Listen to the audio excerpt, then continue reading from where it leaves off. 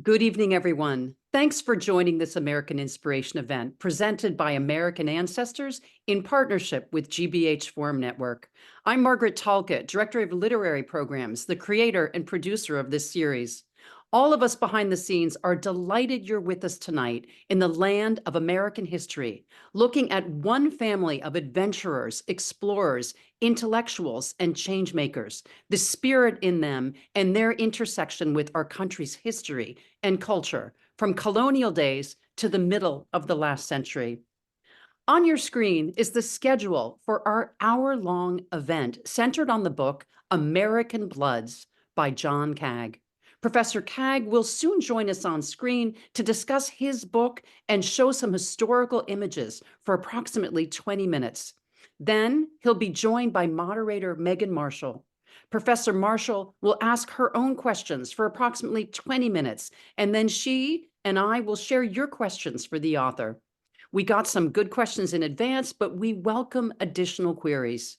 You can enter those into the Q&A button at the bottom of your Zoom screen. Tonight's event is being recorded by my colleagues in our Brew Family Learning Center. Their video will be shared with all registered attendees, more than 800 of you, in the hours ahead. Check your email and feel free to share the link. In a few weeks, our partners at GBH Forum Network will post their post-produced version. As good as tonight's event might be and the video to come, of course, the real enjoyment and education comes from reading tonight's featured work. Copies of American Bloods, the hardcover, can be purchased from our partners at Porter Square Books in Cambridge, Massachusetts. Professor Kaag's book has gotten great reviews. One of my favorite comments is from historian Doris Kearns Goodwin, who said, "American Bloods is an unflinching history of our nation. This is a breakout book for John Kaag, the natural extension of his genre-defining writing." If you order from Porter Square, input the code AMINT24 and your book will come signed by the author. Special for this event, as Professor Kaag lives locally, he will visit the bookstore to personalize copies of the book with your name, or if you want, a brief message. Simply enter what you'd like him to pen beside the AMINT24 code in the order comments field on the bookstore website. They can send those special copies to you and your friends and family anywhere in the United States. Now, for some background on our guests this evening. John Kaag is a professor of philosophy at the University of Massachusetts in Lowell. He is the author of American Philosophy, A Love Story, and Hiking with Nietzsche, both of which were named Best Books of the Year by NPR. His writing has appeared in the New York Times, Harper's Magazine, the Christian Science Monitor, and many other publications. Professor Kaag lives outside of Boston with his wife and children. Our moderator, Megan Marshall, is the author of the Pulitzer Prize-winning book, Margaret Fuller. If we could advance the slide, as well Elizabeth and the Peabody Sisters, which was a Pulitzer Prize finalist. Her biographies have been awarded numerous prizes. She is the past author of the Society of American Historians and the Charles Wesley Emerson College Professor at Emerson College, where she teaches in the MFA Creative Writing program. Her new essay collection, Afterlives, on biography and the mysteries of the human heart, will be published next year. Professor Marshall will join us for the second half of the program, but for now, welcome, Professor Kaag, if you're there. It's a real pleasure to have you with us. You've been a moderator before in this series, and I'm so glad you're back with such a broad nationwide story. As you and I talked about off screen here, most of us associate Concord, Massachusetts with its Revolutionary War battle, with transcendentalism, Thoreau, Emerson, the Alcotts, and Walden Pond. But with your book on the Bloods, you've brought to life all of America through this one Concord, Massachusetts family. And with it, our country's culture and identity through time, its intellectual history. I am so glad you can share this with us, your story and your insight as a philosopher. It's really a pleasure to have you back. So thank you for being here, and over to you. Margaret, thank you so much. It's wonderful to be back. I'd like to thank the American Ancestors American Inspiration Author Series, paired up with GBH, for this invitation. And thank Maggie, who's going to be turning slides for me later, just a little later. So thank you very much. So what I'd like to do this evening is talk through what brought me to this book, American Bloods, and give you some of the contours of what turns out to be, I think, a really fascinating both family history, but also a sort of window into the United States through one family's ancestry. And I'll start with this story. I was 29 and I had decided that I wanted to write a trade book, which meant basically writing for more than just the 5 other philosophers who I typically spent my time writing for. And I had a conversation with the woman who would become my editor at FSG now for 15 years, Eileen Smith. And Eileen said something to me that stuck with me and really played out very poignantly in American Bloods. She said, wait until the book finds you. It's not about you finding, it's not about you just coming up with an idea. You have to wait until it sort of seizes you.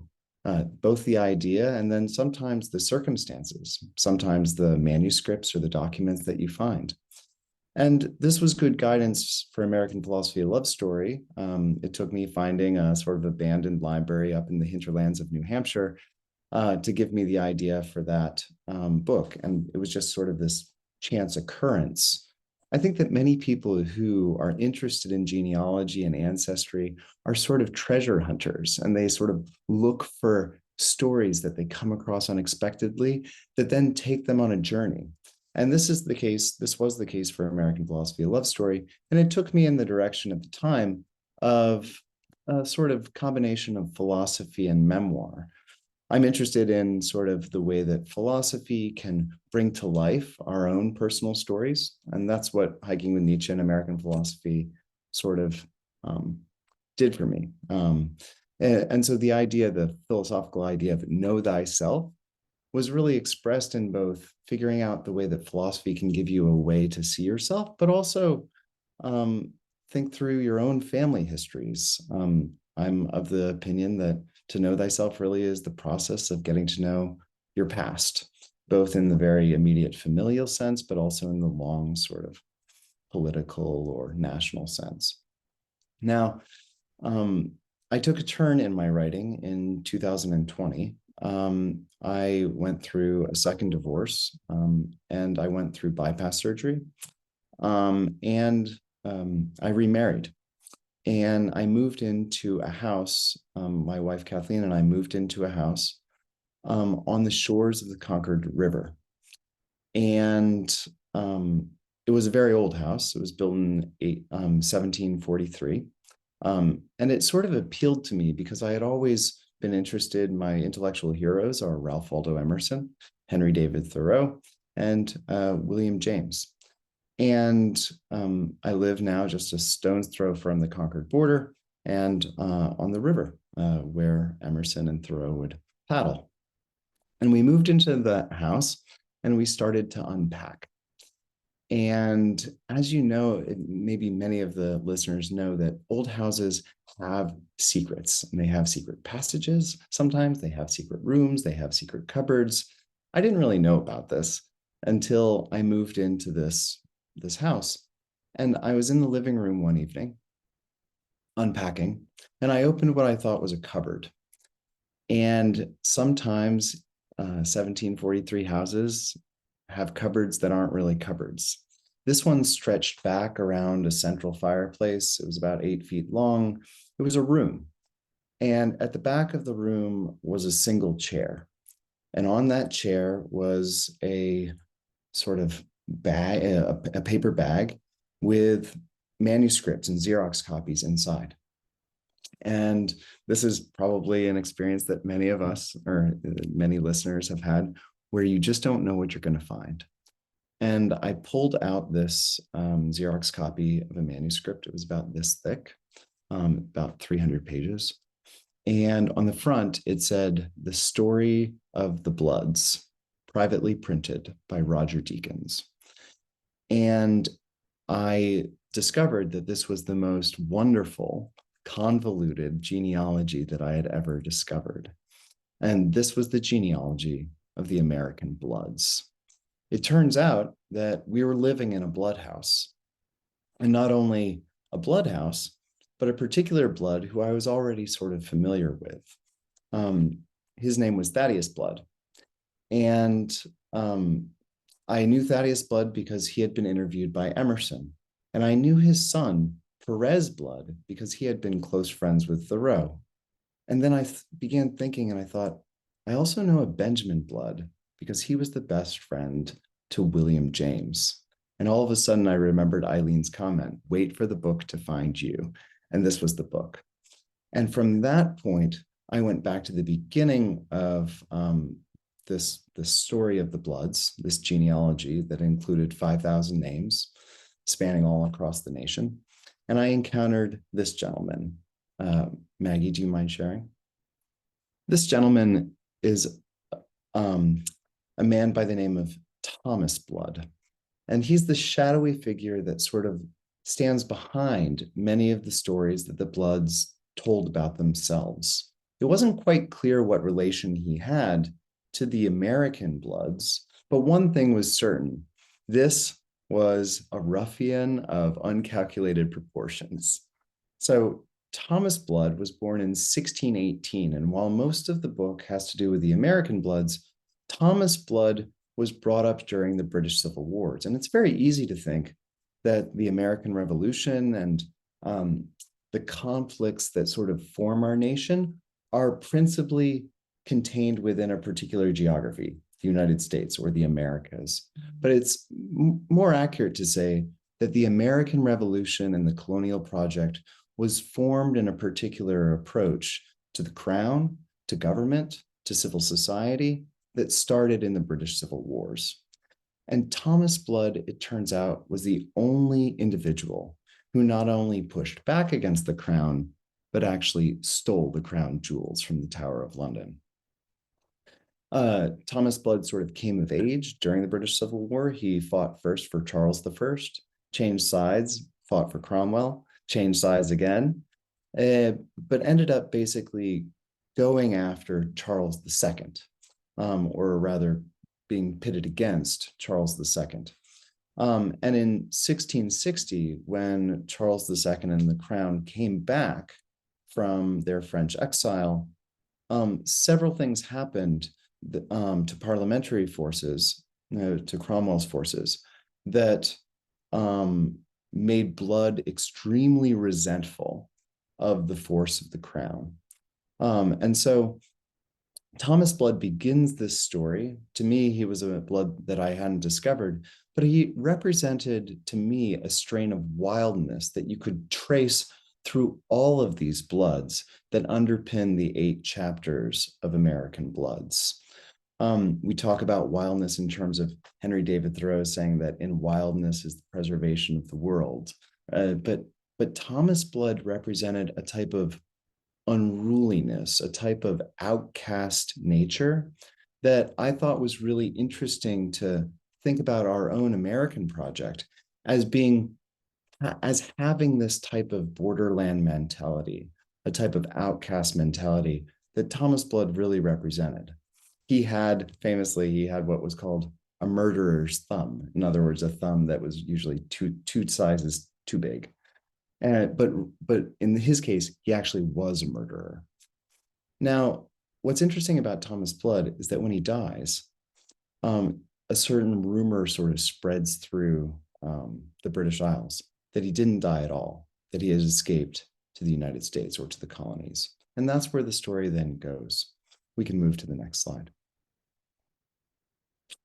So between Thomas Blood living in the 17th century and this gentleman who squarely sits in the early 19th century, first half of the 19th century, there are settlers that sort of come over from the British Isles to the colonies that are Bloods. James Blood, John Blood, and Robert Blood. James Blood settles in Concord, and we think, oh, this settler.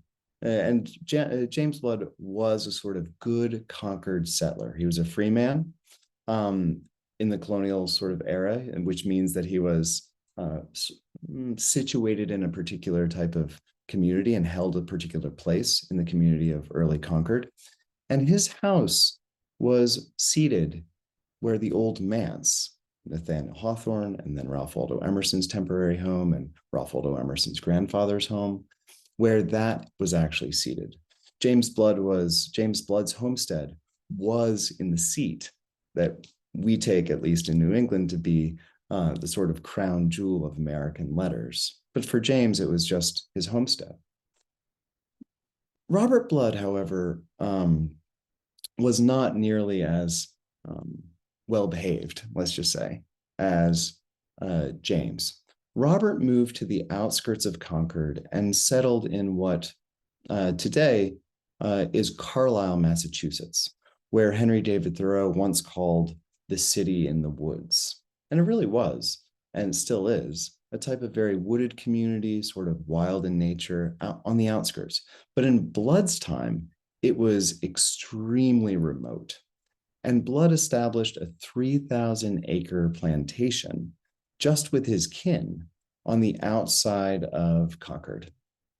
And what's interesting in all of the Bloods is that they are constantly sort of pushing back against the social contract in very interesting ways. The social contract being this tacit agreement between individuals and governments, whereby individuals give up certain liberties in order to be, given secured goods by governments that they couldn't secure for themselves. This social contract was basically challenged first in the British Civil Wars, where the crown wasn't providing certain types of services and individuals like Thomas Blood would push back. Then again with Robert Blood, when he reached the colonies, instead of sort of joining Concord, he lives on the outskirts, on the borderlands. And what you find in these sort of early tales of settler life is that they were extremely resentful of Concord rule coming over and trying to, even in the 1680s, tax the individuals that lived in Blood's farm. We think about the American Revolution and we think, oh, this was caused by taxation without representation. That was the conflict. But basically, Robert Blood, living in Blood Farm or Blood Plantation, pushed back about Concord rule and Concord taxation something like 70 years before the revolution came about. Robert's brother John was even more of a ruffian. He never married. He lived also right across the street from Robert Blood. And over the course of 30 years, 116 Bloods were living in Blood Farm at the same time in different houses across this area. If you fast forward to the place where Ralph Waldo Emerson begins to sort of make a home back in Concord in the 1830s, we find him interacting with a Blood, Thaddeus Blood. Thaddeus Blood was the gentleman who once lived in my house. And Thaddeus Blood was the individual who Ralph Waldo Emerson interviews for the Concord Hymn, because Thaddeus Blood was the last living survivor of the Concord fight, April 19th, 1775. And thanks, Maggie. And what's interesting about Thaddeus is that his interview with Emerson, which is documented both in Emerson's journals and then in separate accounts, really gives us the clearest picture of what the Concord fight, this beginning moment of the American Revolution, was like. When we look at those external accounts, they oftentimes sort of accentuate the pomp and circumstance. But what you see in Emerson's interaction with Thaddeus is that this sort of moment of American freedom fighting was a wild affair, not necessarily this sort of pomp and circumstance. Everyone was afraid. No one knew what side everyone was on.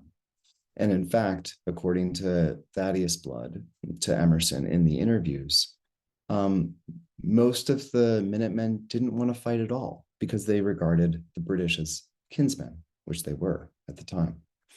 And so what I like about all of the Bloods is they give us, one of the folks from a reading came up recently and said, these, men and women are not simple men and women. Like, it's not clear that you'd ever want to emulate them or you'd want to sort of use them as models. And I said to him, well, that's true, but they're sort of quintessentially American and not in the traditional ways, in ways that challenge the way that we think about ourselves in terms of American liberties, the way that we think about ourselves in terms of settlement, conquest, and trespass. These are all the sort of portraits that allow us to see ourselves and see our nation. Now, with Thaddeus, what's interesting is that Emerson interviews him late in life. And Thaddeus bids Emerson goodbye and says, I cannot remember the fight in the end. The truth will never be known. That's the last sort of parting remark between Blood and Emerson. And so Emerson sort of moves back and writes the conquered hymn, the shot heard round the world. But I think one of the arguments that I make in this chapter is that Emerson takes his interview with Thaddeus very seriously, and it changes the way that Emerson thinks about self-reliance and individualism and freedom. That freedom is never simply a straightforward affair. There is ambivalence around freedom. There's oftentimes fear and trepidation around freedom, and that freedom is very rare. That's sort of the message from Thaddeus that he gleans. What's interesting to me, one of the most interesting characters that we have was friends with this gentleman. Next slide, please.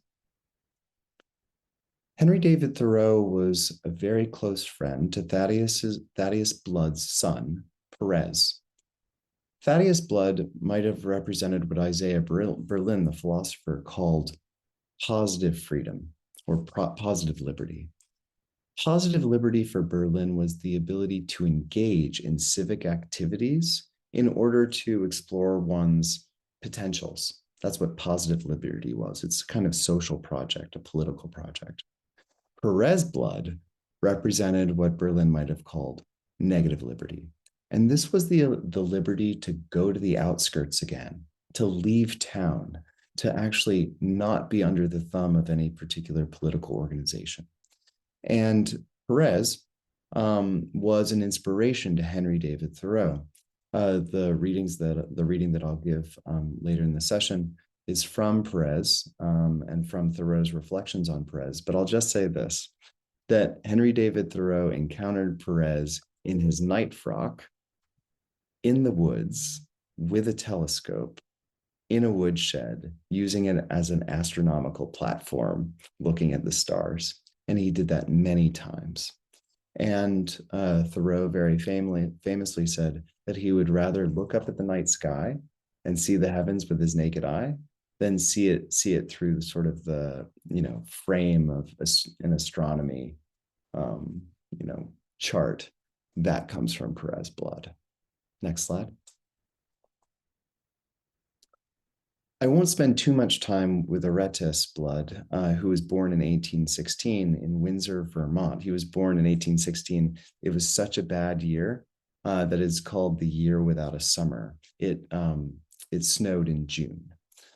So he was born into abject poverty, and his is a type of industrial story through the Industrial Revolution of from rags to riches. Aretas Blood sort of dies and sort of comes into his old age as one of the wealthiest individuals in New England, the owner of 2 of the largest locomotive factories in New England, and the partner with General Electric, who first brought electricity to the mills in South Carolina, in Columbia, South Carolina. Now, the story of Aretas, like the story of Thaddeus, gives us a sense of ambivalence about the American project. We see this rags to riches story. Aretas was, in some ways, a great triumph, But one of the sort of messages of this chapter is that there are costs entailed to the American industrial project. Next slide. Now, I understand that there are many folks in the audience that are from the Midwest and from Kansas. Welcome. And I just wanted to spend a little bit of time talking about James Blood from Lawrence, Kansas. Now, it's a mistake to think that the colonial project sort of stays in New England. And we oftentimes, many of my colleagues in history or in American studies, focus on New England exclusively. What I was interested in is sort of charting the course of blood and ancestry across the United States. And this is where James Blood comes in. He joined what was called he joined what was called the New England Immigrant Aid Company. It was established by Eli Thayer, the abolitionist, in 1854.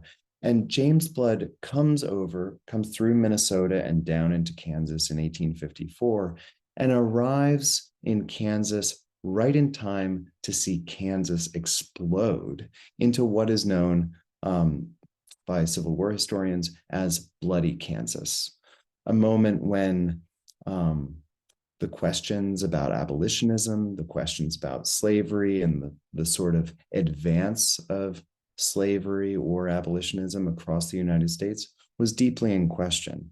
Eli Thayer's idea in the aid company was to send 20,000 abolitionists west because the Kansas and Nebraska Act, which had been passed the year before in 1853, basically made clear that it was an open question about new states joining the Union and about their status as slave states or not. James Blood of Lawrence, Kansas interacts with John Brown, survives the Lawrence Massacre with Captain Quantrill, who basically levels Lawrence, which was an abolitionist town, and then fights for the Union Army through the Civil War. So the sort of story of James Blood was the story from New England to the sort of Midwest, and also to show that abolitionism, which Henry David Thoreau looks at John Brown and sees a freedom fighter, James Blood was on the ground when John Brown massacred 5 slave-holding men in the Potawatomi massacre. He was right there, James Blood was.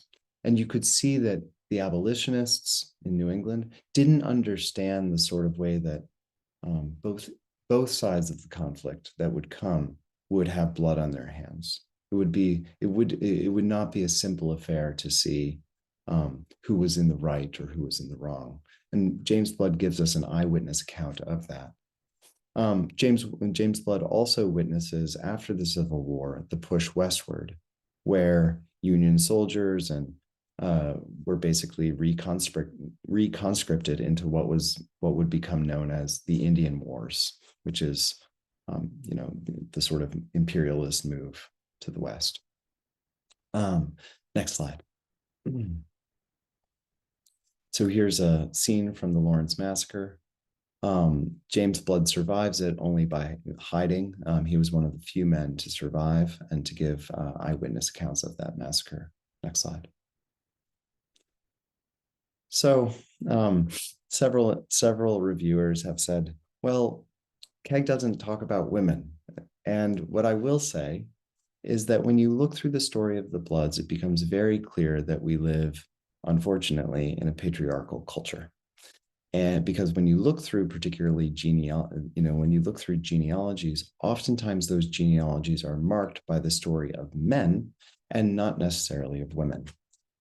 Victoria Woodhull marries into the Blood family. Victoria Woodhull was the first female candidate for the presidency. She was arguably the first female stockbroker in New York. And she meets James Blood, who also fought for the Union, in St. Louis. At the time, Victoria Woodhull was a seer, or a sort of fortune teller and a healer. James Blood had been injured psychologically and physically in war, and goes to this healer. She falls into a trance in this sort of seance that they're sitting together in, and announces that he and she will be married and live together happily. They both at the time were married. They got their respective divorces, and that for a time became true. Theirs is a story of American freedom. It's in the section called Happiness, Life, Liberty, and the Pursuit of Happiness, 4 parts of the American Bloods. And they live very happily in a sort of free love and very radical, household for a long time. You'll have to read the book to sort of get the juicy tidbits out of that relationship. Next slide. And finally, the last chapter has to do with my intellectual hero, William James, and his best friend. Next slide. Benjamin Blood. Benjamin Blood, if the ethos of wildness runs through all of the American Bloods, Benjamin Blood was probably the most wild of the bunch. He also, thankfully, left the most manuscripts and the most documentary evidence behind. Benjamin Blood was a philosopher, a pugilist, a self-described pugilist, boxer, a heavyweight weightlifter, a model. He was a wild man, but he was friends with William James because they were interested in consciousness raising or consciousness changing. Well before Michael Pollan thought that psychedelics could change your mind, Benjamin Blood was onto this intuition. And he was the first to give what becomes America's first description of a psychedelic trip in The Anesthetic Revelation and the Gist of Philosophy, published in the 1840s. And this is the book that William James, founder of American pragmatism, but also the founder of empirical psychology, came across, and it sort of caught James's attention so much so that he spent basically the 1870s trying the same psychedelic trips that Benjamin Blood had. They became lifelong friends, 30 years. And in the end, William James writes, the last writing of William James is dedicated to this individual, Benjamin Blood. James calls him a pluralistic mystic, and takes, I think, something from Blood when Blood says the universe is wild as a hawk's wing. And if you're in it, part of American Bloods has to do with combating the flattening out and the normalization of modern life. It's to sort of point out that this family had a certain wild ethos all the way through and intersects with the most important moments of American history as it goes. That's the case with all of our ancestries, I think, and something that really inspired me as I worked through the book. I'm now very, very happy to welcome Megan Marshall, and I look forward to her questions. Hi, John. Thanks for this really fascinating overview of a book that's so rich in detail and also a great sense of adventure, both your adventure of discovery and the adventuring of these bloods through the generations, through centuries, really. So I want to look at a couple of bigger issues that this book raises, and one of the things that's I think is so fascinating and successful about this book for people who are interested in family history is it really brings up, I think, what are we looking for when we're looking at our families? What are we looking for when we're finding our ancestors to the extent we can? Not everybody can. And I wonder what you think about, yourself personally, or since you've written this book, about the notion of a family character, a family trait. Did the Bloods sort of think they were, I'm a Blood, so I must be a borderer, I must be wild?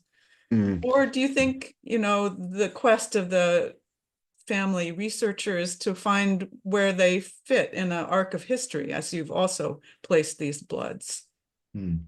I think that the sort of Delphic instruction to know thyself is one that sort of most genealogists and most historians have sort of deep down. I think that when it comes to family histories, a lot of it is in the blood, even if we don't like it. And I think about my own sort of forays into memoir and trying to figure out who I am and trying to figure out what have I inherited from my father. I have certain proclivities that I have that are his against my will. Similarly, things show up again and again. Patterns repeat themselves through our family histories. So I think that we are determined in some ways by traits that are passed down. But there's a lot to be said for sort of the context that we're brought up in. And what's interesting is that I think the Bloods both had this sort of spirit, force, sort of vital blood common to them, but they also set up households and set up circumstances that reinforced what might have been their native dispositions. And I think that that's instructive to what we typically do as well. I see. Yeah. And so I think that it's a mixture of nature and nurture. But I think when we also look back, we are looking for our own place in our family history, but then also trying to figure out where our families are situated in a larger national story or in a larger geopolitical story. And I think that there's a type of sadness when our family lines run out, when our investigations hit dead ends. And that's why we sort of push further, because we want to know that we're sort of rooted in the past in this sort of more robust, sort of complex line, not just our sort of DNA from our parents, grandparents, great-grandparents. So as a philosopher, this is a departure for you to write a sort of sweeping history. Did you find that your training as a philosopher was a help, or did it sometimes make it hard for you? And did you bring to this a sort of sense of the philosophy of freedom or of wildness? Yeah, that's a nice question. Thank you. So you're going to get a lot of philosophy if you read American Bloods. I haven't gotten away from it that far. So you see Machiavelli and Hobbes showing up with Thomas Blood, and you see Locke and Thoreau and Emerson showing up in the middle sections. And then you see Victoria Woodhull with feminist philosophy and William James showing up in the sort of end. So I never get away from it too much. I'm always interested in the ways that thoughts come out of life and then percolate back in order to change the way that we act, both as a country and also as individuals. That being said, I think that it hindered my progress at first because history and philosophy are very different. And I had always sort of lived up in my head and not paid enough attention to the flesh and blood realities of life that are incredibly interesting as from a historical point of view.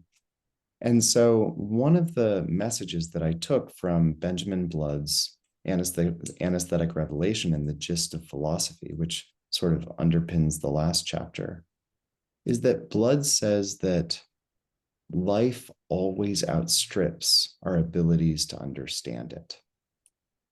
That there's always this residual, that there's always this sort of uncontained aspect to life. Benjamin Blood says this in his book. And it struck me so powerfully because at that point I went back into the history and I said, stop trying to make everything so perfect. Stop trying to make everything fit so well. Like this isn't just playing with ideas. These are individual and particular lives with their foibles and with their,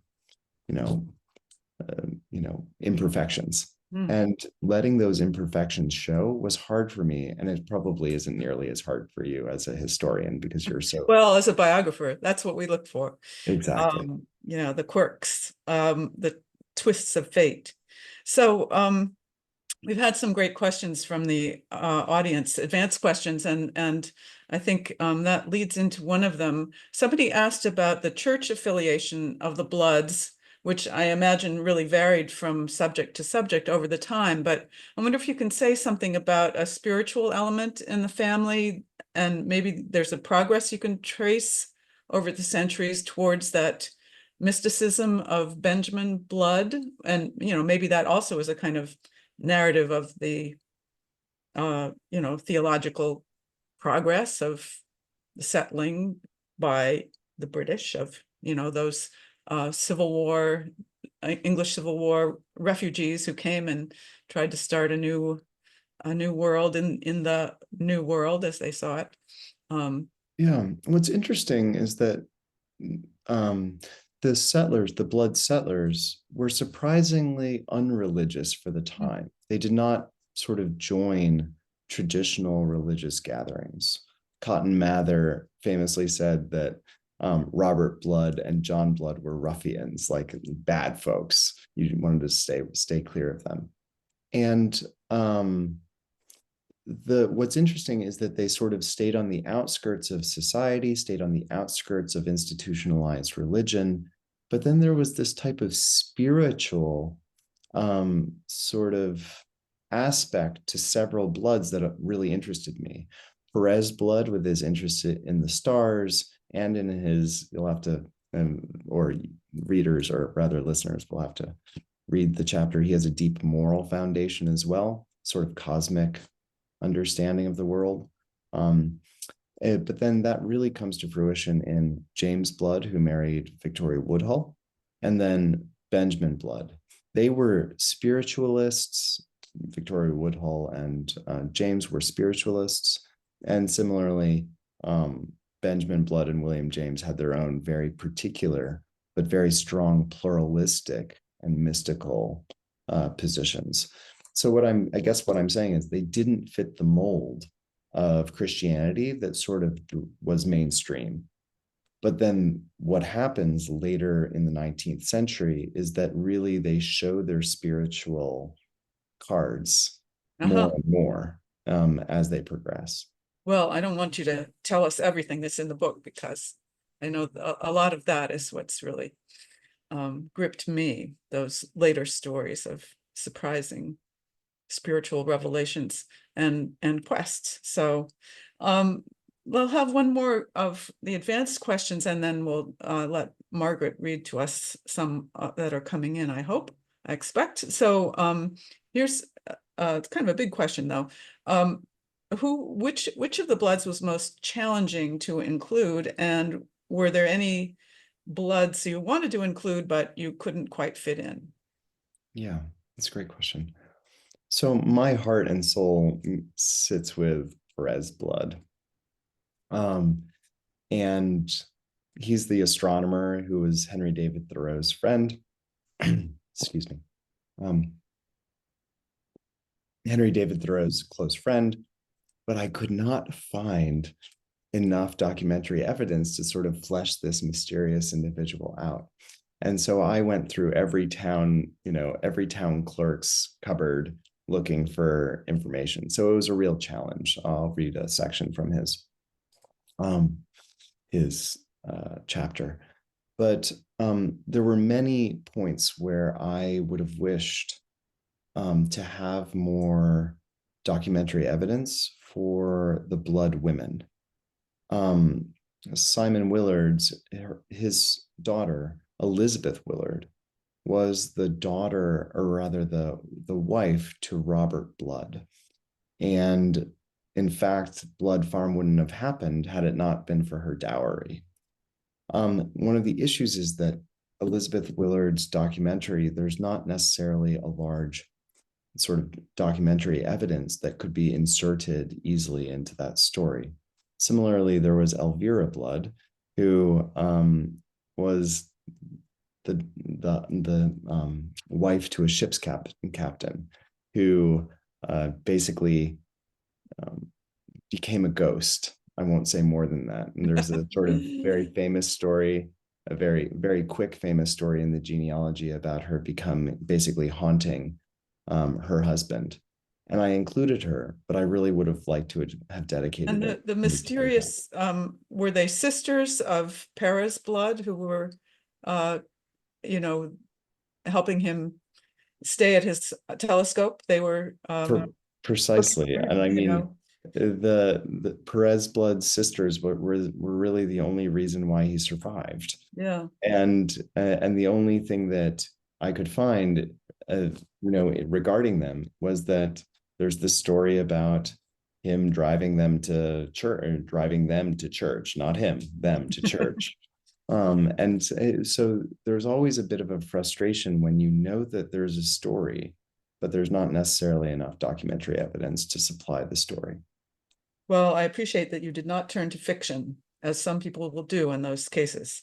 Anyway, so Margaret, maybe you want to join us and Yes. bring in some more Happy questions. to join you. Live questions. Yes, definitely. First off, I'm looking over the list of participants tonight.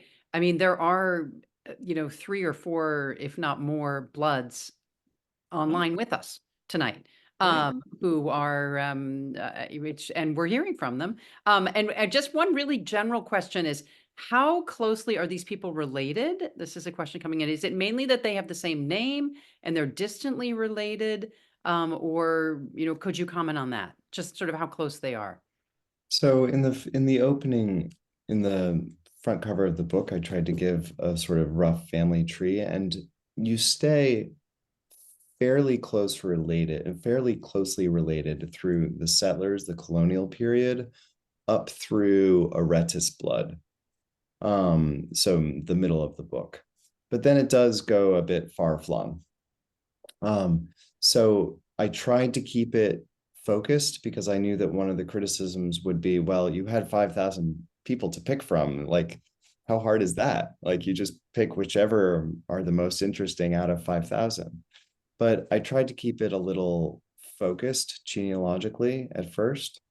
What I will say is that the individuals, maybe Jason Blood is in the audience, I'm not sure. But Jason Blood of Florida, Palm Springs, is on the case in terms of making this into a movie. And so they're very interested in blood family history. It seems like the Bloods are uniformly interested in genealogy, at least the Bloods that I've come across, but it's such a large contingent that it's hard to say whether I'm just getting a self-selecting population. Yes, yes. Another question. It sounds as though you have, did you speak with any contemporary Bloods?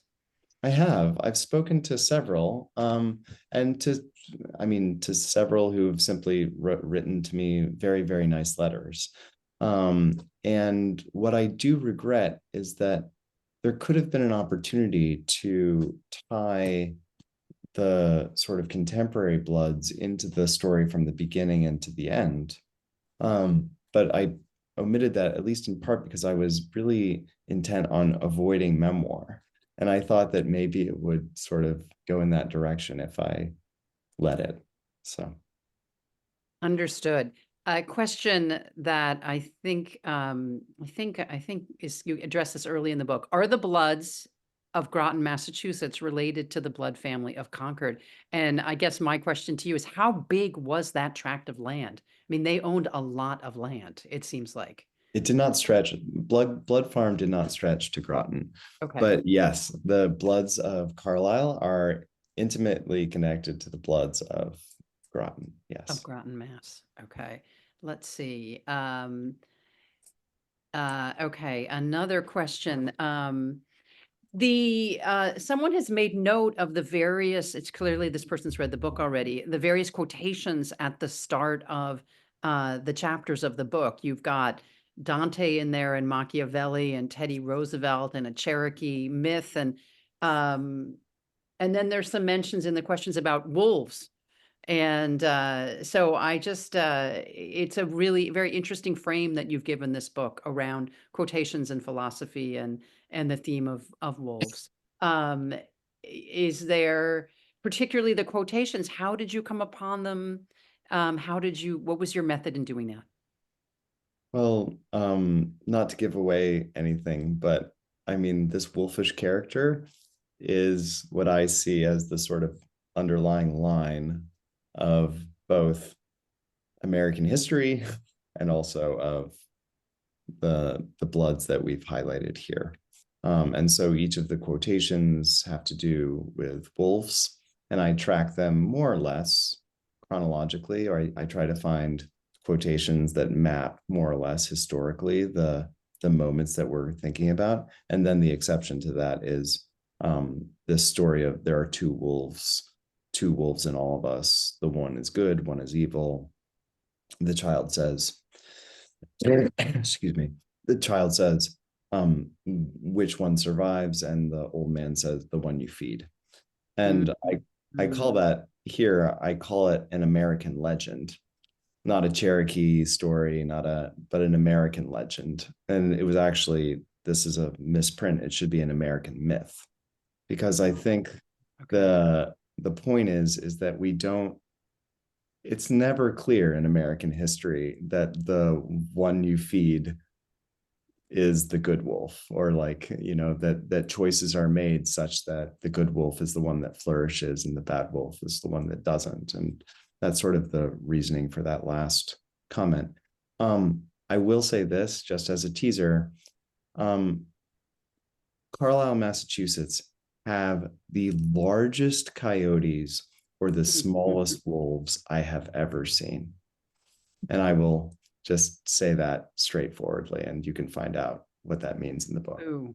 There was a question about craft that we were going to try to get to, kind of like that about the quotations, where someone had written in and asked, where did you start in the research? Or I would say also in the writing. I mean, did you sort of start at the beginning and go all the way to the end? Or did you find yourself writing about Para's blood first because he was the one who grabbed your heartstrings the most? So the way that I write typically is I try to read and look and explore until I can see the book on the whole. And then I write the introduction, and then I flesh out the conclusion, and then I put everything in the center, which is a weird way to write, but that's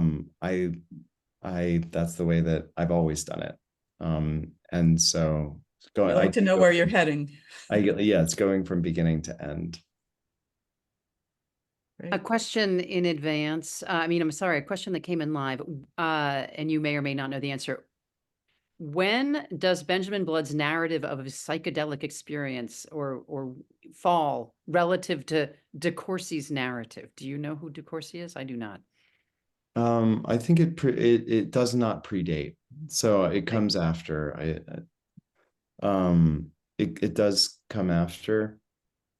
But I have to. Is this a question from ignorance? But is it De Courcy or De Quincy? De Quincy. De Quincy. Quincy. Okay. Yeah. Good.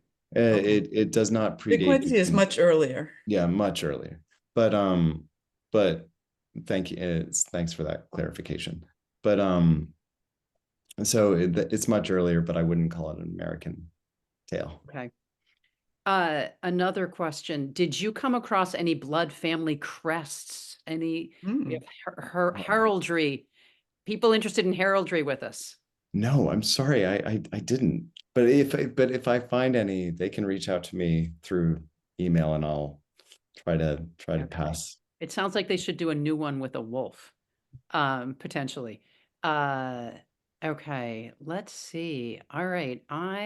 Megan, I think. Well, let's see. I did have one more question. Go ahead. You know, that again, derived from a question from an advanced question. They asked, did the bloods kind of die out, which clearly they didn't. But was there were there bloods after Benjamin that you considered or would have liked to include? I would have, if I wanted to go straight. I mean, had I gone beyond Benjamin, I think I would have gone straight to the present, because in Groton, Mass, there is the blood slaughterhouse. And that was a natural place to end up, but it would have taken me into interviewing and into real life very quickly, which I thought about doing. Well, there's the movie. There is the movie. So yeah. And a clarification point from somebody online. Who wrote the manuscript you found in the secret passageway? Do you know who wrote it? Yeah, I do. It's Roger Deakin. Deakin. Huh. Okay. Was he a blood? Or what was his interest in this? I think he was commissioned to write the genealogy. Mm-hmm. And you can find the genealogy it's at Harvard, it's at Carlisle Public Library, it's at Concord Public Library. There are copies of it there. What sort of structure does that genealogy have? Is it the layout? What does it look like when you open it? It's interesting. It has basically, they associate, it's so detailed, rather it's so interconnected that each blood has a number, and the passages are numbered for each blood.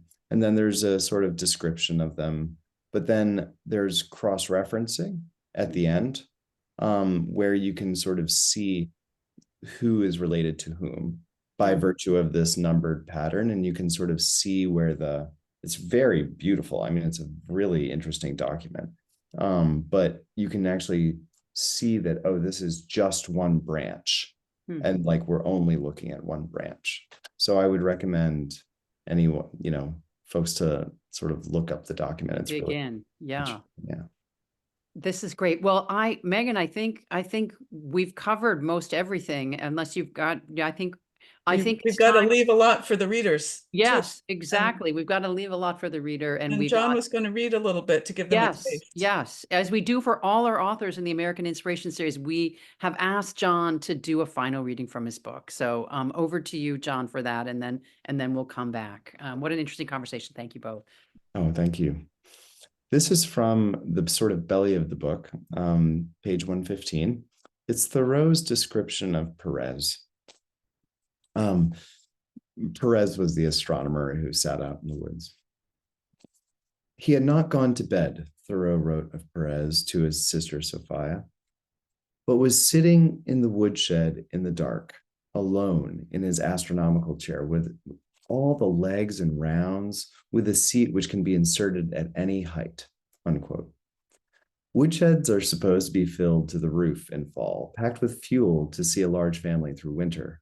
Blood lived only with his two sisters and seemed wholly uninterested in the practical concern of impending cold. Perez's woodshed was his observatory deck. The responsibilities of chopping and stacking wood were foregone for the otherworldly freedom of stargazing. To staid Concordians, Perez's actions would have been truly wild, but wilderness was, at least in part, what drew Thoreau and Emerson to Blood Farm in the summer of 1847. It is possible that this was not the first trip to see Perez either. In the first detailed entry regarding Thoreau in 1838, Emerson describes a walk near the Esterbrook and makes the remark that could seem a non sequitur, but I suspect it's not. He writes, "We," meaning Emerson and Thoreau, "agreed that seeing the stars through a telescope would be worth all the astronomical lectures," unquote. The only telescope in Esterbrook Woods was owned by Perez Blood. In the basement of the Concord Public Library, stowed safely in the vault, are 3 boxes of papers from Emerson's library. One of them contains the notes dated July 30, 1835, from Emerson's interview of Thaddeus Blood in preparation for the Minuteman Obelisk dedication. That's the Concord hymn. In the same box, undated, unlabeled, seemingly untouched, is a strange yet beautiful fragment written in the loose hand of a slightly older Emerson. It reads thusly: "The lantern which the astronomer used to find his objects and glasses seemed to disturb him and hinder him from seeing the heavens. And though it was turned down lower and lower, he was still impatient and could not see till it was fully put out. When it was gone, I had accustomed myself to the telescope. The little garret grew positively lightsome, and the lantern would have been annoying to all of us. The astronomer was calm and kind and surveyed the sky to find the most renowned points. And unlike any other showman, relieved of all responsibility, since nature was at the expense of the entertainment. I saw through his telescope the dumbbell nebula in the Fox and Goose constellation, and what was reckoned to be the farthest reaches of nature, the nebula of Orion. And this is what I think is beautiful about Emerson's comment. He writes, "We were all well entertained and apprehended once again the vastness of nature, how enormous the lesson is we have to learn." Was this astronomer Perez? It could have scarcely been otherwise. If blood impressed Emerson, he utterly captivated Thoreau, who wrote, "We saw Saturn's rings and the mountains on the moon, and the shadows in their craters and the sunlight on the spurs of the mountains in the dark portion." I think what's very interesting about the American Bloods is that it sort of draws us in to those dark portions. I really want to thank Margaret Talcott, and I also want to thank the whole crew here. It's been a real pleasure. Thank you so much. And I loved that reading.